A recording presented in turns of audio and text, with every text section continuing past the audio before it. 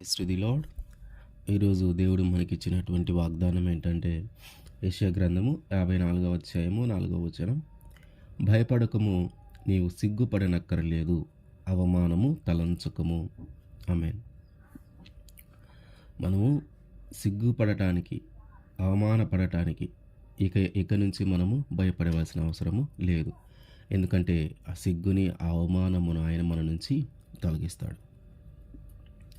అయితే మనము ఎప్పుడు సిగ్గుపడవలసిన పరిస్థితులు ఏర్పడతాయి? మన జీవితంలో మనము ఎలాంటి సందర్భాలలో సిగ్గుపడవలసిన పరిస్థితులు ఏర్పడతాయి అంటే, మనము చేయని తప్పుకి మన మీద ఎవరైనా ఒక నింద మోపినప్పుడు మనము అవమానంగా ఫీల్ అవుతాం. లేదు, ఒక తప్పు మన వల్ల నిజంగానే జరిగింది, అది అనుకోకుండా, పొరపాటున, కావాలని చేయకుండా జరిగినప్పుడు మనము సిగ్గుపడతాం. అబ్బా, పొరపాటున ఈ తప్పు జరిగింది, ఇది ఇట్లా జరగకుండా ఉండాల్సింది, నాకు తెలియకుండా జరిగిపోయింది అని మనము ఫీల్ అవుతూ ఉంటాం. అయితే ఈ మనుషులు, ఈ లోకంలో ఉన్నటువంటి ఈ లోక ఆచారాలను బట్టి కానీ, ఈ మనుషులు మన మీద వేసే నిందలకి, ఈ మనుషులు మన మీద వేసేటటువంటి, మనల్ని చేసేటటువంటి దూషణకి మనము సిగ్గుపడవలసిన అవసరము లేదు.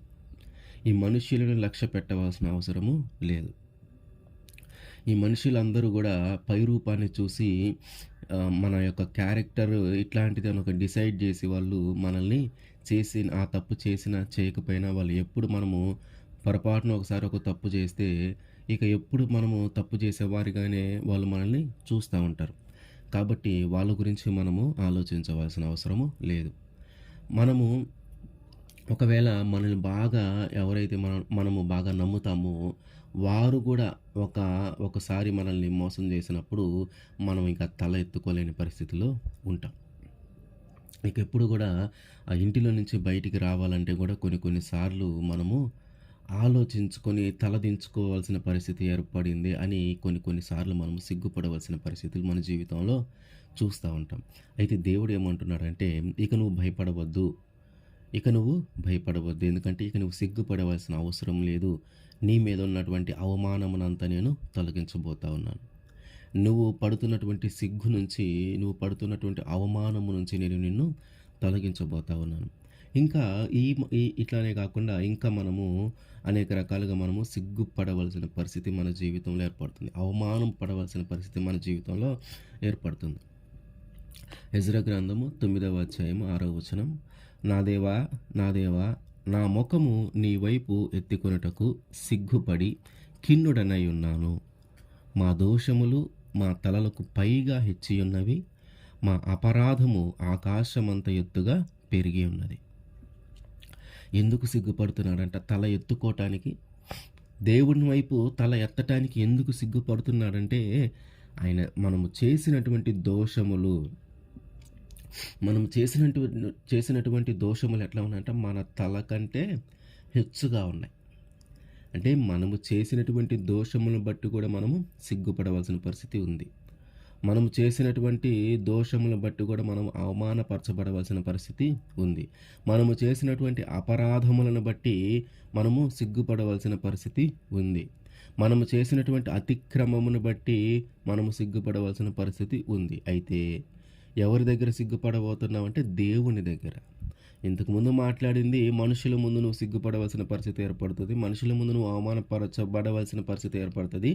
ఇప్పుడేమో నువ్వు చేసిన పాపాన్ని బట్టి, నువ్వు చేసిన దోషాన్ని బట్టి, నువ్వు మాట్లాడిన దూషణ మాటలను బట్టి, నువ్వు చేసిన మోసాన్ని బట్టి, నువ్వు చేసిన దొంగతనాన్ని బట్టి, నువ్వు చేసిన వ్యభిచారాన్ని బట్టి, నువ్వు చేసిన అపరాధములు బట్టి ఈ ఆజ్ఞ అతిక్రమించి దేవునికి ఇష్టమైన రీతిలో నువ్వు జీవించకుండా, దేవునికి ఇష్టము లేని రీతిలో నువ్వు జీవిస్తూ పాపంలో పడిపోతూ ఉన్నావు. కాబట్టి ఈ పాపాన్నంతా తలంచుకొని రేపు నువ్వు దేవుని దగ్గర ప్రార్థన చేయవలసి వచ్చినప్పుడు నువ్వు సిగ్గుపడవలసిన పరిస్థితి ఏర్పడుతుంది.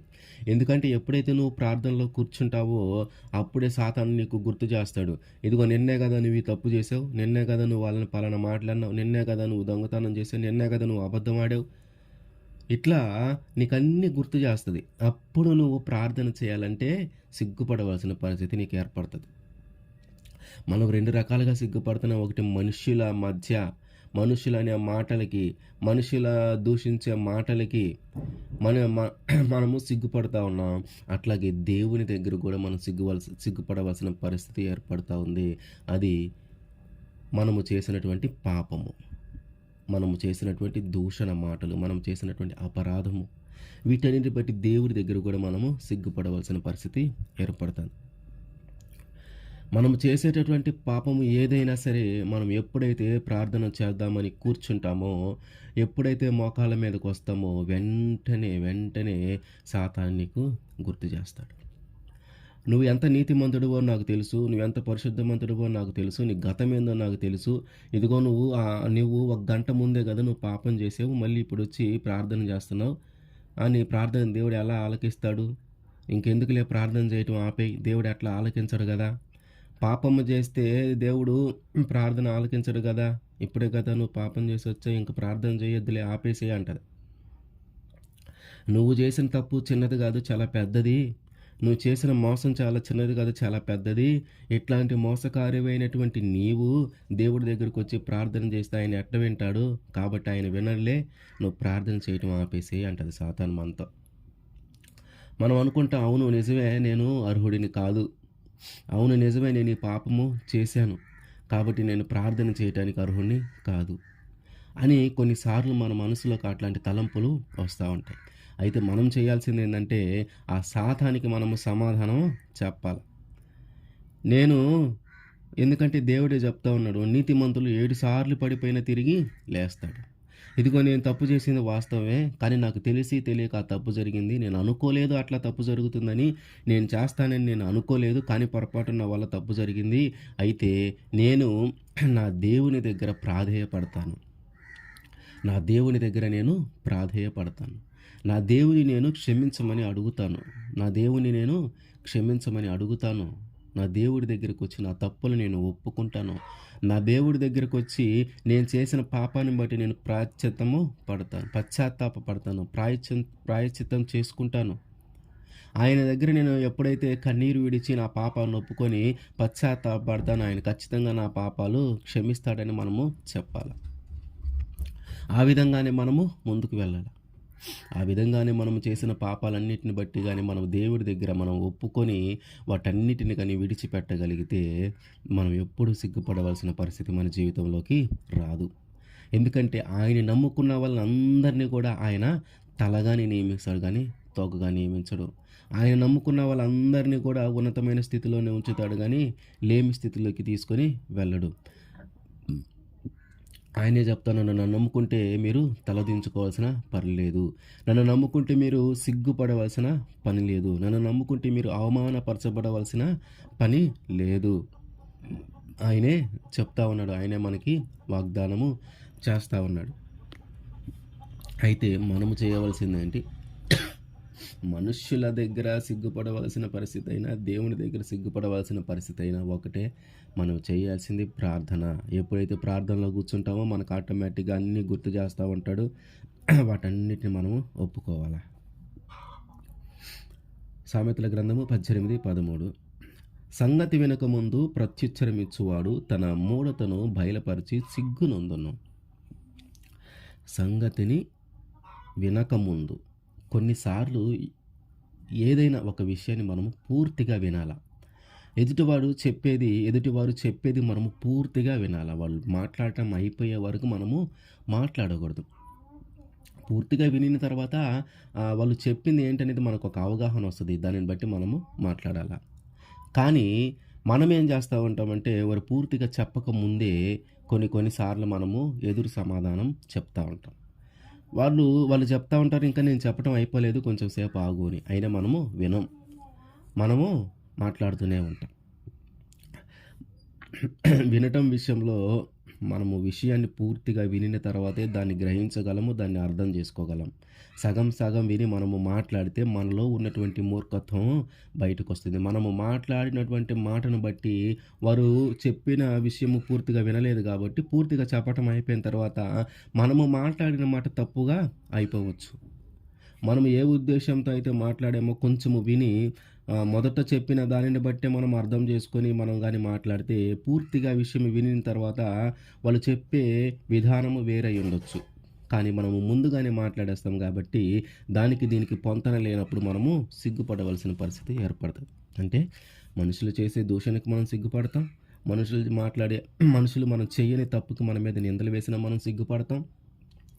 మనము అనుకోకుండా ఒక తప్పు జరగటాన్ని బట్టి మనం సిగ్గుపడతాం.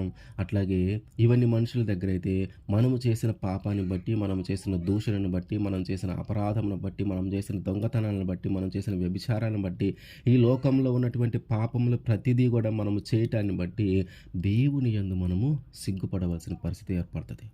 దేవుని దగ్గరికి వెళ్ళినప్పుడు మనము సిగ్గుపడవలసిన పరిస్థితి ఏర్పడది. అట్లాగే ఒక సంగతి పూర్తిగా వినకుండా మాట్లాడినప్పుడు గూడా మనము సిగ్గుపడవలసిన పరిస్థితి ఏర్పడతది. 2వ దినవృత్తాంతములు 32వ అధ్యాయము 21వ వచనం. యెహోవా ఒక దూతను పంపెను.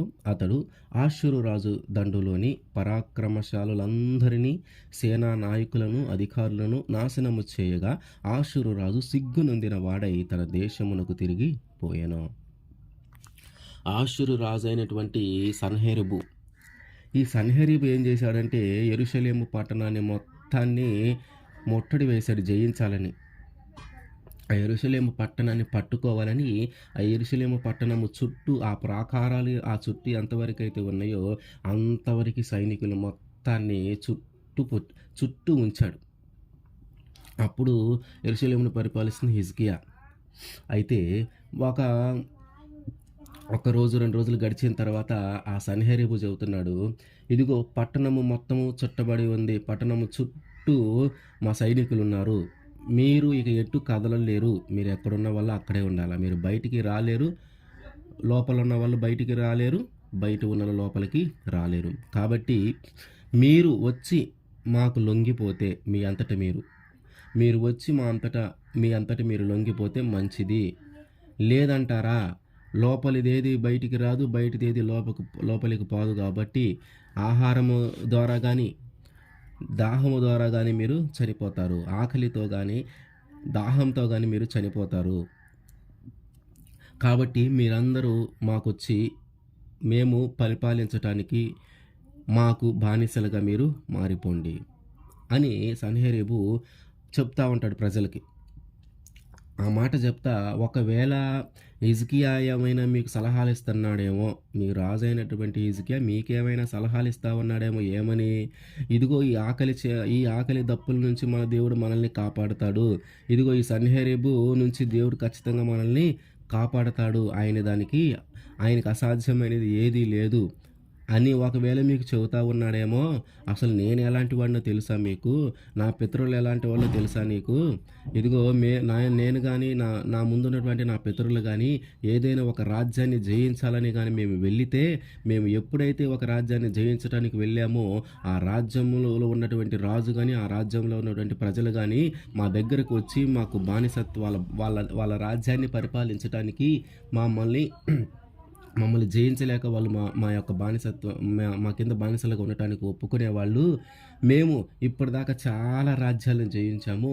ఏ ఒక్క రాజ్యములో కూడా వారు పూజించేటటువంటి దేవతలు, వారు పూజించేటటువంటి దేవుళ్ళు ఎవరు కూడా వాళ్ళని కాపాడలేదు. మేము యుద్ధము చేయటానికి వెళ్ళినటువంటి ప్రతి రాజ్యంలో ఉన్నటువంటి రాజు కానీ ఆ ప్రజలు కానీ వారికి ఇష్టమైన దేవతలను పూజించేవారు. వారికి ఇష్టమైన దేవతలను ఆరాధించేవాళ్ళు. ఇదిగో ఈ ఆషూరు రాజుల నుంచి మమ్మల్ని విడిపించమని వేడుకునేవాళ్ళు. కానీ ఏ దేవుడు ఏ దేవత వాళ్ళని మా నుంచి విడిపించలేకపోయాడు. ఏ దేవుడు ఏ దేవత వారిని మా నుంచి విడిపించలేకపోయాడు. మేము ఆ పట్టణాలను పట్టుకున్నాం, వాటిని నాశనం చేశాం. అట్లాగే మీ దేవుడు కూడా అట్లాంటి వాడే.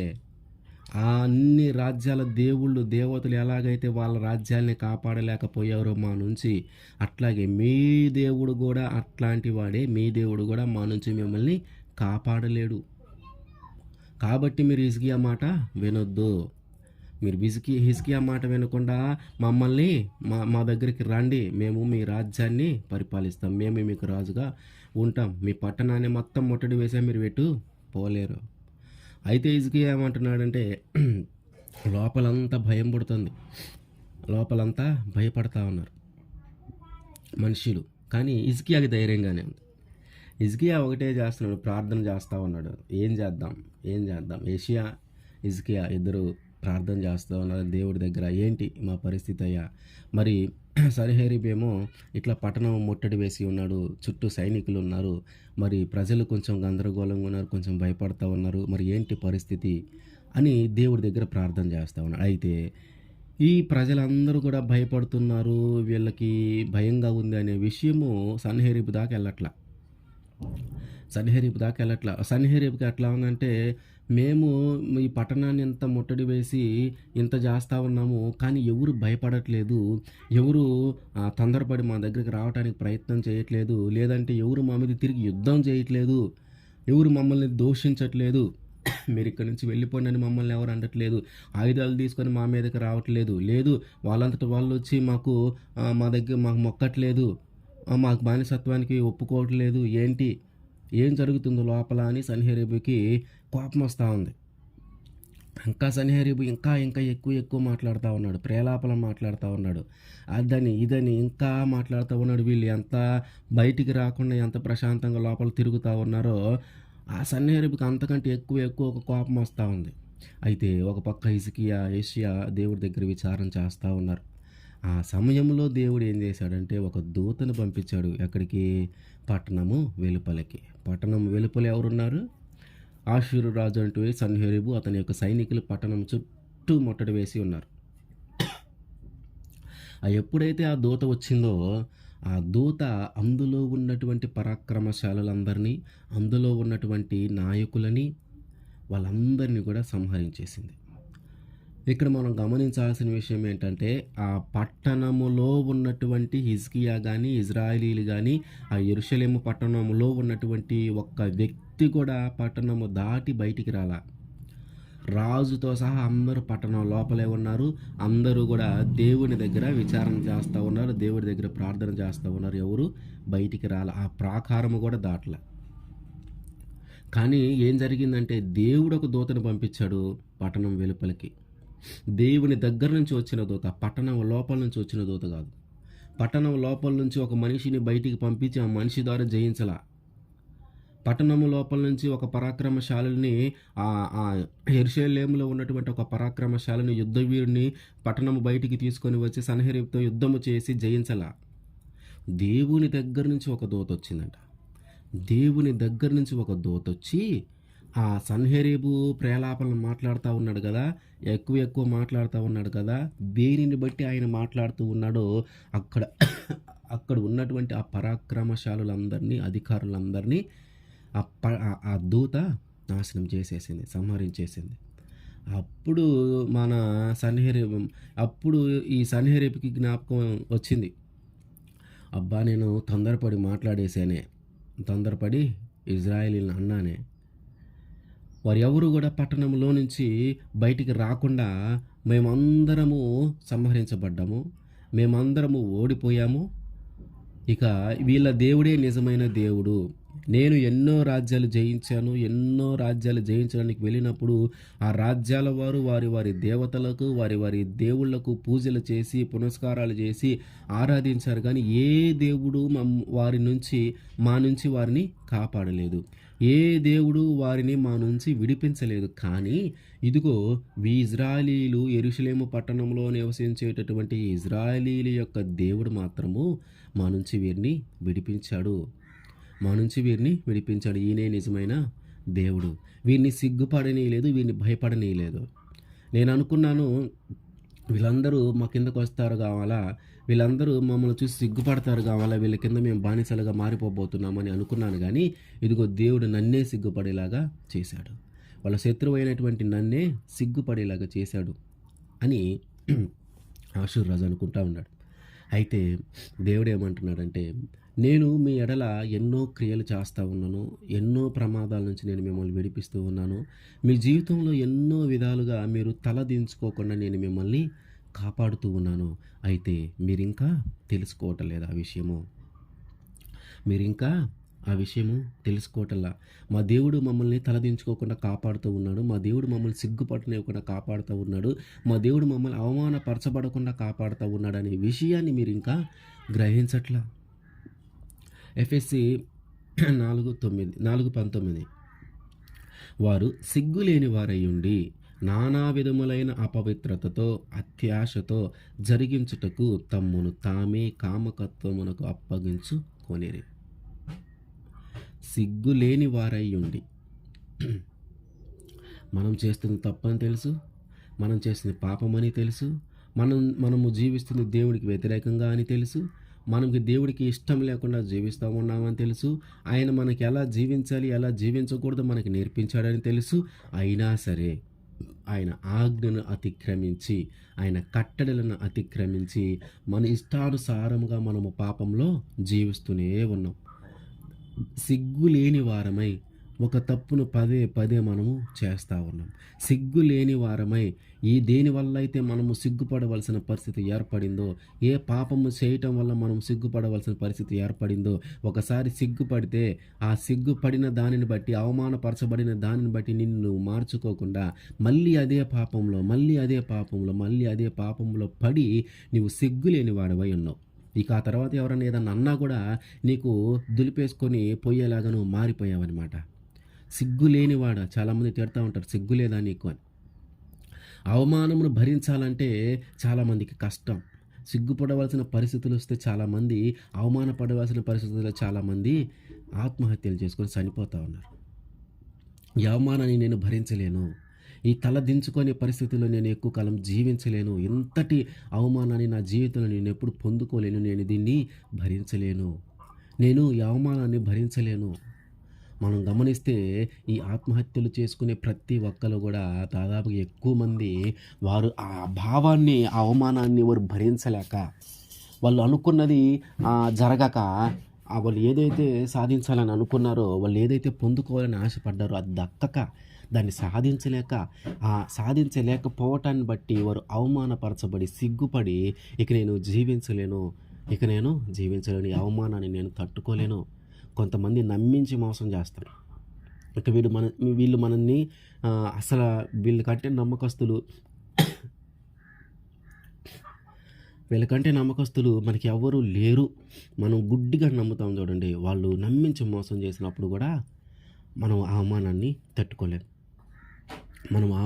తట్టుకోలేక మన ప్రాణం తీసుకోవడానికి మనము ఇష్టపడతా ఉంటాం. అయితే దేవుడు ఏమంటున్నాడంటే, నువ్వు చేసింది పాపమే, ఆ పాపాన్ని బట్టి నువ్వు సిగ్గుపడకుండా ఇంకా పాపం చేస్తూ ఉన్నావు. నువ్వు నీ మాటలను బట్టి నీకు నీ కుటుంబానికి అవమానం కలుగుతూ ఉన్నది. నీ ప్రవర్తనను బట్టి నీకు నీ కుటుంబానికి అవమానం కలుగుతూ ఉన్నది. నీ యొక్క చెడు అలవాట్లను బట్టి నీకు నీ కుటుంబానికి అవమానము కలుగుతూ ఉంది. మనం కానీ చూస్తే తాగుబోతులైనటువంటి తండ్రులు ఉంటే, ఆ తండ్రికి మగపిల్లలు ఎవరు కానీ లేకుండా ఒక 2 లేదా 3 ఆడపిల్లలు కానీ ఉండి, ఆ తండ్రి ఆడైనా తాగి పడిపోతే వాళ్ళని తీసుకువచ్చే సందర్భాలు మనం అప్పుడప్పుడు చూస్తూ ఉంటాం. కూతుర్లైనా సరే తండ్రిని భుజాన వేసుకొని వారు తీసుకొని వస్తూ ఉంటారు. ఎక్కడైనా తాగి ఊరు దగ్గరలో పడిపోతే, తాగి పడిపోతే తీసుకొని వస్తూ ఉంటారు. ఆ కూతుర్లకి ఎంత అవమానం ఆ తండ్రిని బట్టి, ఆ కూతుర్లకి ఎంత అవమానం ఆ తండ్రిని బట్టి. అట్లాంటి తల్లిదండ్రులు, అట్లాంటి మనుషుల మధ్యలో మనము జీవిస్తూ ఉన్నాం. చేస్తుంది పాపమే, చేస్తుంది తప్పే, తాగటం తప్పే, ఈ అలవాట్లు, చెడ్డ అలవాట్లు అన్నీ నిన్ను పాపంలోకి నడిపించేయి కానీ నిన్ను పవిత్రంగా మార్చేయి కాదు. నీకున్నటువంటి అలవాట్లను బట్టి, నీకున్నటువంటి చెడ్డ పనుల బట్టి, నువ్వు చేస్తున్నటువంటి చెడ్డ ఆలోచనలను బట్టి నీవు పాపంలో పడిపోయే పరిస్థితులే కానీ నీవు మంచి పరిస్థితుల్లో దేవునికి దగ్గరగా మాత్రము నువ్వు జీవించలేవు. దేవుడు అంటున్నాడు, మీరు సిగ్గులేని వారై ఉన్నారు. ఎందుకు సిగ్గులేని వారై ఉన్నారు? ఎందుకు అదే పాపాన్ని మళ్ళీ మనం చేస్తూ ఉన్నాం? అదే పాపాన్ని మనం జయించలేక అదే పాపాన్ని మనము చేస్తూ ఉన్నాం. మనం చేస్తుంది తప్పు అనే మనము గ్రహించలేని పరిస్థితిలో మనము ఉన్నాం. మనము చేస్తున్నది పాపము, దీనివల్ల మనకి మరణము సంభవిస్తుంది, దేవుడు ఊరుకోడు ఈ తప్పు చేస్తే అనే విషయాన్ని మనము గ్రహించి కూడా దానిని మళ్ళీ మళ్ళీ మళ్ళీ అదే తప్పు చేస్తా ఉన్నాం. అందుకని అంటున్నాడు దేవుడు, మీరు సిగ్గులేని జనము, సిగ్గులేని వారై ఎట్లా ఉన్నారో అట్లా మీరు జీవిస్తూ ఉన్నారు. దేవుడు ఏం కోరుకుంటున్నాడంటే మన నుంచి 2 తిమోతి 2:15 దేవుని ఎదుట సిగ్గుపడనక్కరలేని పనివానిగాను, దేవుని ఎదుట యోగ్యునిగాను సిగ్గుపడనక్కరలేని పనివానిగాను సత్యవాక్యమును సరిగా ఉపదేశించువానిగాను నిన్ను నీవే దేవునికి కనపరుచుకొనుటకు జాగ్రత్త పడుము. దేనికి జాగ్రత్త పడాలంట? దేవుని ఎదుట యోగ్యునిగా ఎంచబడటానికి, దేవుని ఎదుట సిగ్గు లేనివాడిగా నిలబడటానికి. ఇక్కడ ఏంటంటే, మనము చేసిన పాపాలను బట్టి మనము సిగ్గుపడవలసిన పరిస్థితి మన జీవితంలోనికి రాకుండా అనే ఉద్దేశం. నీవు సిగ్గుపడనక్కరలేని పనివానిగా దేవుని ముందు నువ్వు నిలబడాలి అంటే, మనము చేసినటువంటి పాపాలను బట్టి దేవుని దగ్గరికి వచ్చినప్పుడు ఆ పాపాన్ని గుర్తు చేసుకొని మనము తలదించుకునే పరిస్థితులు మనము దేవుని దగ్గర ఉండకూడదు. ఆ పాపాన్ని తలంచుకొని, ఆ తప్పును తలంచుకొని మనము అక్కడ సిగ్గుపడవలసిన పరిస్థితులు మనము ఉండకూడదు అని దేవుడు చెప్తా ఉన్నాడు. అంటే ఏంటి? మనము యోగ్యునిగా ఎంచబడాలి.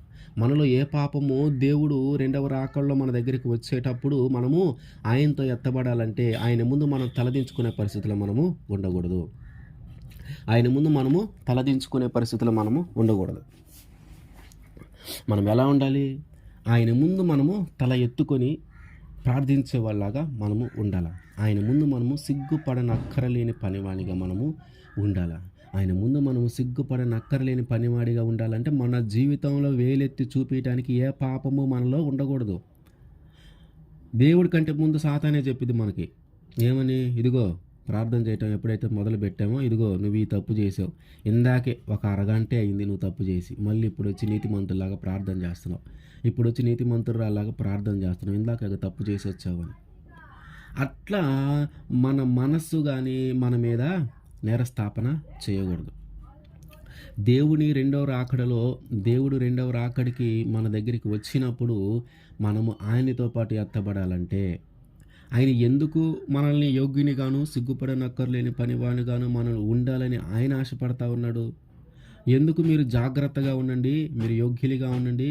మీరు జాగ్రత్త పడవలసిన విషయం ఏంటంటే, మీరు యోగ్యునిగా ఉండటానికి, అట్లాగే మీరు సిగ్గుపడనక్కర్లేని పనివానిగా ఉండటానికి మీరు జాగ్రత్త పడాలా అని ఎందుకు చెబుతా ఉన్నాడంటే, ఆయనతో పాటు మనము పరలోక రాజ్యంలో ప్రవేశించాలని, ఆయనతో పాటు నిత్య జీవంలో మనము ఉండాలని.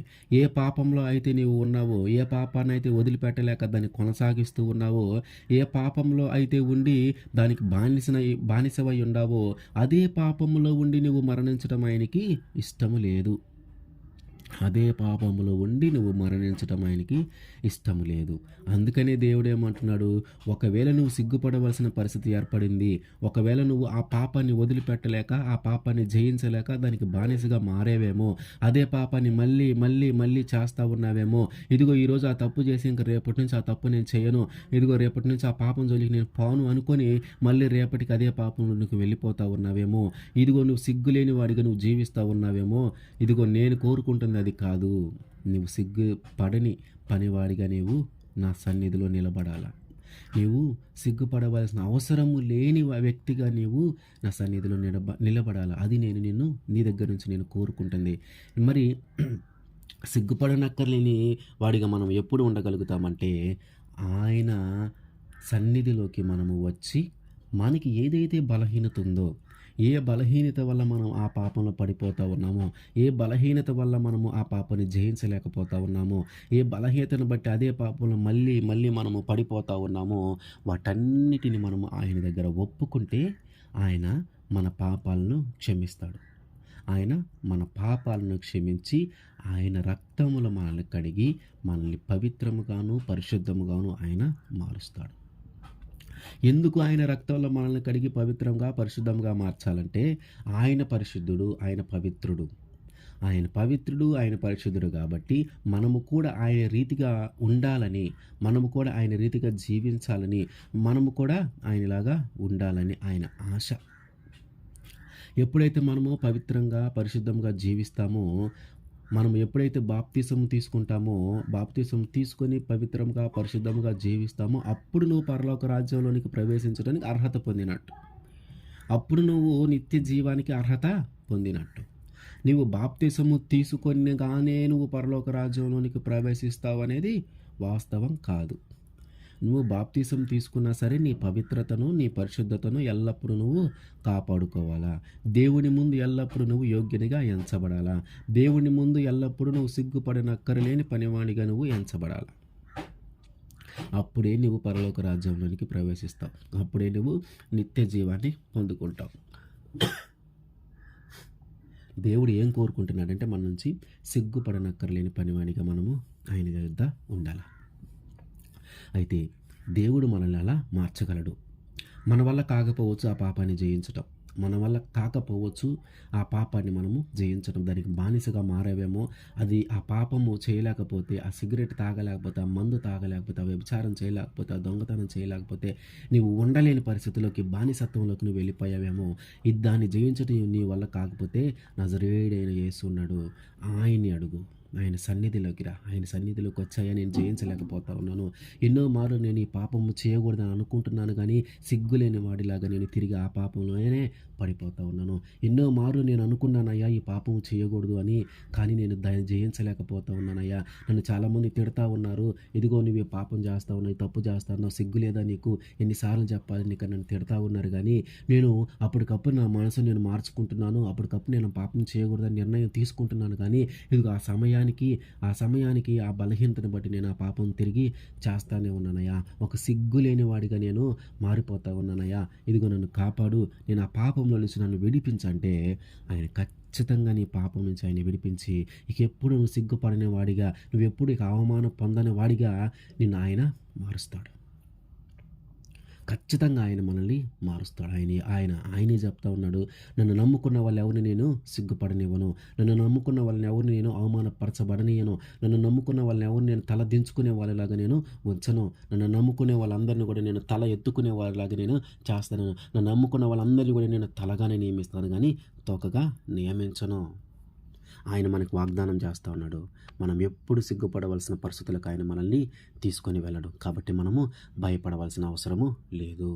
మనము దేవునికి భయపడాలా, మనుషులకు భయపడాల్సిన అవసరము లేదు. మనుషులు ఏం మాట్లాడినా అనుకొని మనకు సంబంధం లేదు. మనం భయపడవలసింది దేవునికి. మనము దేవుని ఎదుట సిగ్గుపడనక్కరలేని పనివానిగా మనము ఉండాలా. ఆయన మనల్ని మారుస్తాడు మనకు చేత కాకపోతే. ఆ పాపాన్ని వదిలిపెట్టడం మన వల్ల కాకపోతే, ఆ పాపాన్ని జయించడం మన వల్ల కాకపోతే ఆయన మారుస్తాడు మనల్ని. అయితే నువ్వు చేయాల్సింది ఏంటంటే ఆయన సన్నిధికి రావాలా, ఆయన దగ్గర నువ్వు ప్రార్థన చేయాలా. నేను జయించలేకపోతా ఉన్నాను, నాకు సహాయం దయచేయమని ఆయన మనం అడగాల. అప్పుడు ఆయన మన జీవితాన్ని మారుస్తాడు. ఆయన మన జీవితంలో ఉన్న అవమానాన్ని, మన జీవితంలో మనం సిగ్గుపడవలసిన పరిస్థితులన్నిటి నుంచి ఆయన మనల్ని విడిపించి ఒక మంచి వ్యక్తిగా, ఉన్నతమైన వ్యక్తిగా మనల్ని తీర్చిదిద్దుతాడు. మనుషుల ఎదుటనో, దేవుని ఎదుటనో, లోకం ఎదుటనో, పరలోకం ఎదుటనో, మనుషుల ఎదుటనో, దేవుని ఎదుటనో ఆయన ఖచ్చితంగా మనల్ని మారుస్తాడు. మనకున్నటువంటి అవమాన పరిస్థితుల నుంచి ఆయన మనల్ని ఖచ్చితంగా విడిపిస్తాడు. ఆమేన్.